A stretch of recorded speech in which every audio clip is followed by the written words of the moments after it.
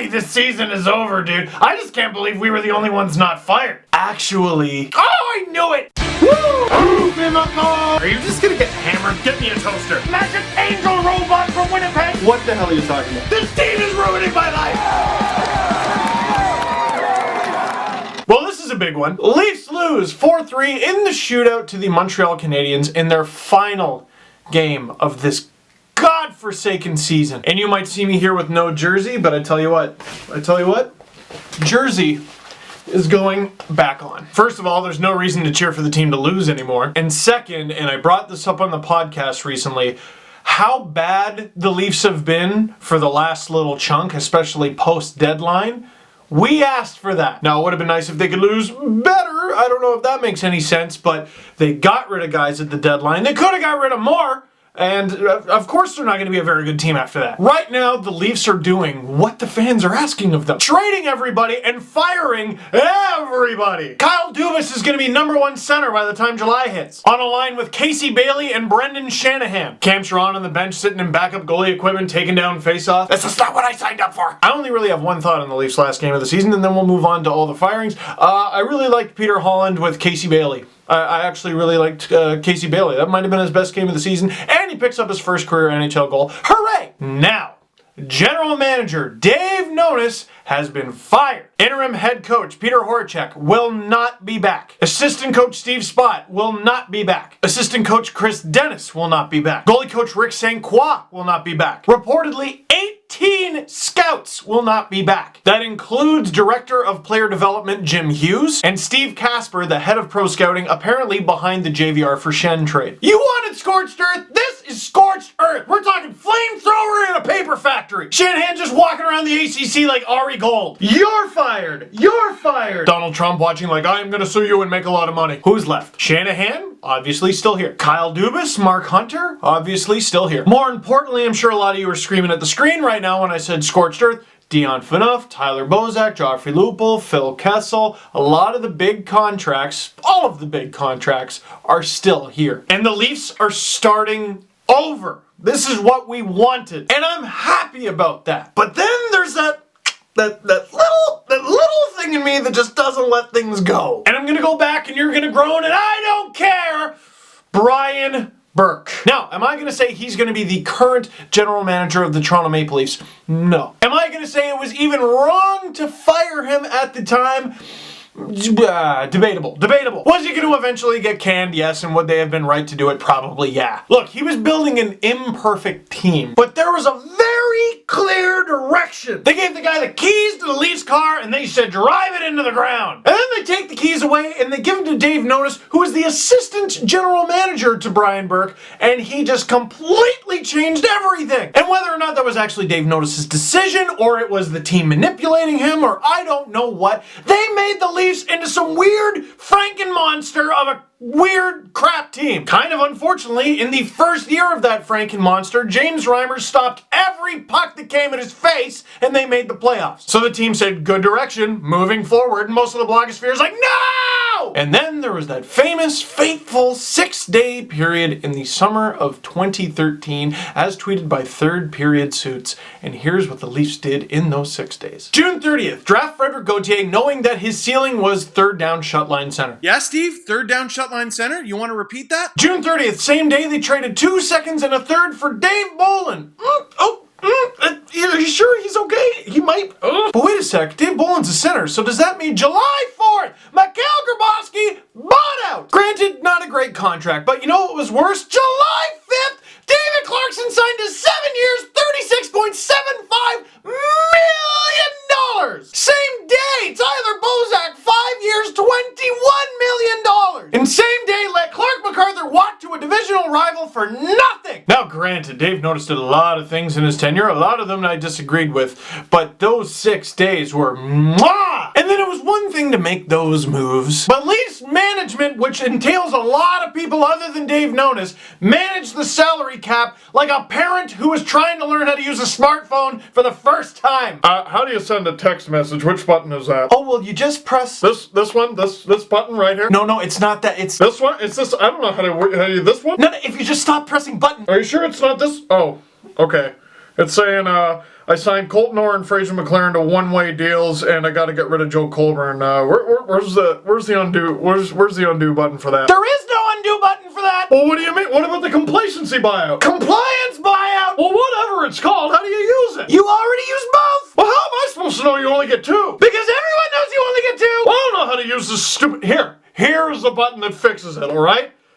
Oh. What did you do now? Well, it says I extended the coach for 2 years. Should I fire him? I hope I'm adopted. That is what life as a Leaf fan has been like for at least 2 years now. And by the time they figured it out, by the time they brought some of the right people on board, the Mark Hunters, the Kyle Dubises, the Brendan Shanahans, this team was beyond fixing. It was beyond just firing Randy Carlyle. It was beyond just a couple tinkering little moves. And now it's even beyond trading core players. The Leafs are left with two options. One, continue to suck. So let's throw that one out. So the only option left is kabloosh, start over. And they are. And it's a painful process. And it should have started long before this point, but it didn't. And we can mope about it. And I plan to mope about it. But that doesn't change the fact that at least they're doing it now. Now, enough about reminiscing. Let's focus on the task at hand. One, isn't it kind of weird to fire 18 scouts before the draft? Now, we're going to find out more about this, but my take is, wouldn't you already have the information from those scouts, from the games they've watched? I mean, maybe not everything was done. Maybe they hadn't compiled everything, but like the hockey season is done for basically everybody except the NHL. American Hockey League notwithstanding. And teams in Canadian Major Junior are still in the middle of their playoff run. But just because they fired these scouts doesn't mean the Leafs are heading into the draft completely naked, does it? That's definitely not how I read it, but I guess we're gonna learn more. And even if they are, well, have they drafted awesome anyway? Which hypocritically leads me to my next point. The Leafs do have some guys in the system that I think will end up being at least NHL players. I'm not gonna say how great, but they're going to be NHL-worthy players. I like what I've seen out of Casey Bailey so far, and I think without injuries, Peter Holland is ready to step up. Is Josh Levo a legitimate, no-questions-asked NHL player? We're going to have to wait and see. I'm pretty sure this season is going to be his chance, unless he's one of the guys who's traded. I want to see Stuart Percy get another crack at this roster. I wonder when Connor Brown is going to get a crack at this roster. I wonder when Will Nye, the science guy, William Nylander, is going to get a crack at this roster. And not often talked about Leaf prospect, but I wonder when Andreas Johnson is going to come over from Sweden, and I wonder if he's going to be very good. And I guess the biggest question on every Leafs fan's mind, who the hell are the Leafs going to pick in this draft? Obviously, if the Leafs win the lottery, they get Connor McDavid, and I do a little tap dance. This is what a tap dance looks like. If they don't, and they just end up picking fourth anyway, I think they get Mitch Marner. That my gut tells me that's who they want. Even if the Leafs get bumped down to the fifth pick, and there's like a 50-50 shot that might happen, I still think they get Marner if he's available. That's just a gut thing. I don't know what they think of Marner. I don't know what they think about a guy like Hanifin or Strome. I don't know. And as for the stars, the big guys on the team, they're all gone. And some people have been like, whoa, if the Leafs get McDavid, then what's the point of trading Kessel? No, I think they're doing it anyway. I think they want to start over. Not a little over. And where are the Leafs going to be next season? I honestly have no clue, because look at the current Leaf roster. Now delete almost every name off of it. That is the roster I think the Leafs head into next season with, along with the players they managed to sign and acquire for said players. It's a giant mystery, and if you really feel like you gotta buy a Leaf jersey, maybe don't get a name on it just yet. Now, last but not least, forget this god-awful season. Thank you so much for watching. This was by far the most viewed season of LFR.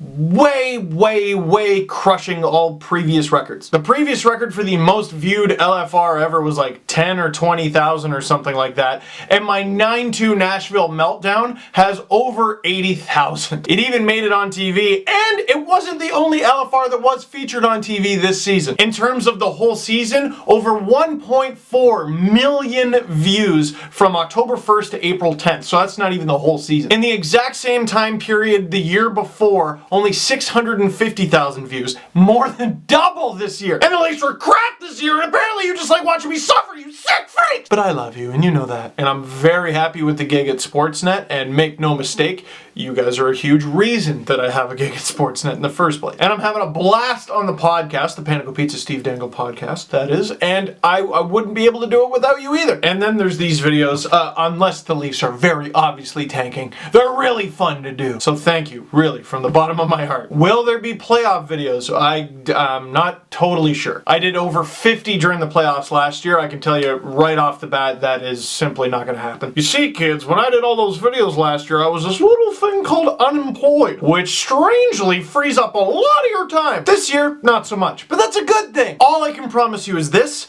there will be playoff stuff. There will be playoff things.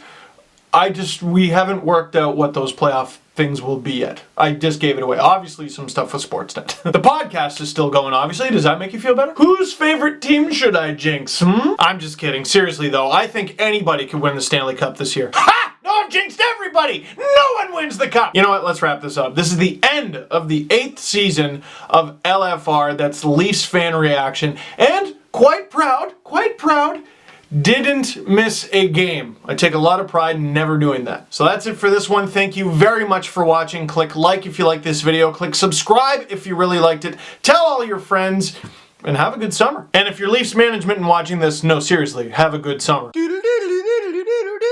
Welcome, everybody. Well, let's see how special they feel when they are introduced to the Everbear. If I don't look at the goal, maybe the goal never happened. Paint me like one of your Finnish girls. Oh, hi out there. Why do you have a raccoon scribbled in your book? It's a cat, actually. I am Optimus Prime. It's showtime. Because that's what a rocket launching sounds like, an angry duck drinking from a broken sprinkler. Now some hockey in front four. James Van Hockey. Third star is hard. Second star is work. First star is hard work. Bose Linger to the rescue. To infinity and beyond.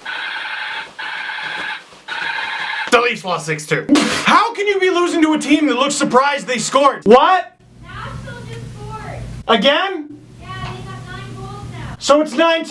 You hear that? Thanks, Mrs. Dangle. It's friggin' 9-2 now. Start the whole thing over. This damn team. Look at my face. Look at the utter befuddlement. Pity point. The Leafs come back to tie it up. Buzz Lightyear to the rescue.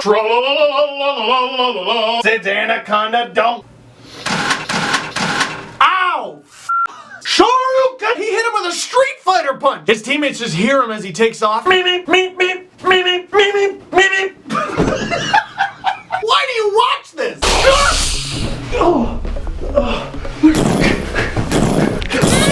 We take the battle to them. Screw that. I salute them. I salute them after this one. I am Corbinio. Leafs lose 7-4 to the Philadelphia Flyers. Leafs lose to the Chicago Blackhawks. Christmas! James Van Hockey, that beautiful man. I think he's finally got nuts. David Clarkson named the captain of the Toronto Maple Leafs. Who guys you water bottles of tea? I don't know! Whoopsie daisy! Why? Well, time for a rebuild. There is no analysis when it comes to the Toronto Maple Leafs. There is only voodoo, wizardry, and bullshit! We're gonna get dropped into Quebec, dressed as a hockey team. Dun dun dun dun dun dun dun dun dun. Shut up! Shut up! Did you see that? Did you see that? Did you see that? Did you see that? Sorry, bros, I gotta ask everyone else. Did you see that? Did you see? Did everyone see it? I need to make sure. Guys, did everyone see that? It's okay, bros. I think they saw it. Everyone saw that, bros. It's cool. Connor McBroven is a Toronto Pro Leaf.